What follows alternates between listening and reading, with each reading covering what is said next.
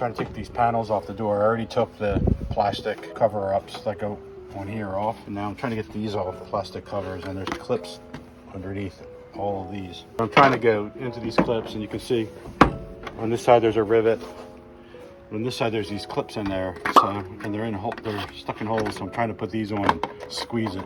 That's what I'm trying to do on the other side there. Trying to get this off. Some people just yank them. I'm trying to get a toe under there and pry them a little bit more orderly than just yanking. Basically just using a screwdriver, and I got these long needle nose plier thingies from Harbor Freight. They're like $7. Old screwdriver. Made in the USA. Craftsman. I found that I need the tape around here because the paint is really cheap. Oh, it's scraping off? Yeah, it's scraping off. The Florida heat doesn't help any. So I try to get under here and see if I can pry it out at all. This was obviously cut and shortened just for the video. It's not as easy as it looks here. He had to do this for quite a little bit of time before he could get it completely off. Try to get the clip on this side. There we go. Cha-ching. Wow!